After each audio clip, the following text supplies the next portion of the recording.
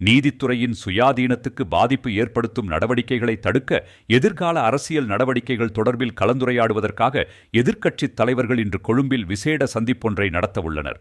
Blue ocean group of companies இலங்கையின் வளர்ச்சியோடு உங்கள் வாழ்க்கையையும் உயர்த்துகிறோம்.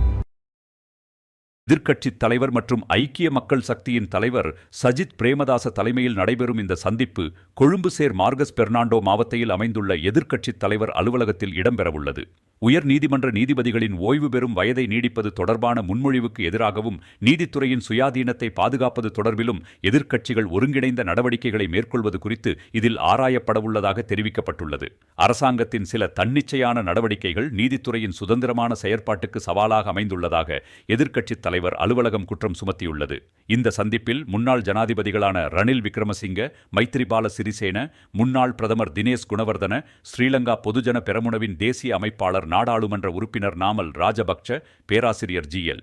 பீரிஸ் உள்ளிட்ட எதிர்க்கட்சித் தலைவர்கள் மற்றும் பிரதிநிதிகள் கலந்து கொள்ள உள்ளதாக தெரிவிக்கப்பட்டுள்ளது. இதற்கிடையில் நீதித்துறை தொடர்பான விடயங்களை நாடாளுமன்றத்தில் விவாதிப்பதற்கு அரசாங்கம் அனுமதி வழங்க மறுத்தமைக்கு எதிராக நேற்று எதிர்க்கட்சி நாடாளுமன்ற உறுப்பினர்கள் சஜித் பிரேமதாச தலைமையில் அவசர சந்திப்பொன்றையும் நடத்தியிருந்தனர். நாடாளுமன்றத்தில் நீதித்துறையின் சுயாதீனம் தொடர்பான விடயங்கள் திறந்த விவாதத்திற்கு உட்படுத்தப்பட வேண்டும் என வலியுறுத்திய எதிர்க்கட்சியினர் இவ்வாறான விவாதங்களை தடுப்பது ஜனநாயக நிர்வாகம் மற்றும் பொறுப்புக்கூறல் முறையை பாதிக்கும் எனவும் எச்சரித்துள்ளனர். இன்றைய சந்திப்பில் நாடாளுமன்றத்திற்குள்ளும் வெளியிலும் முன்னெடுக்கப்பட வேண்டிய ஒருங்கிணைந்த அரசியல் நடவடிக்கைகள் குறித்து தீர்மானிக்கப்பட உள்ளதாக தெரிவிக்கப்பட்டுள்ளது.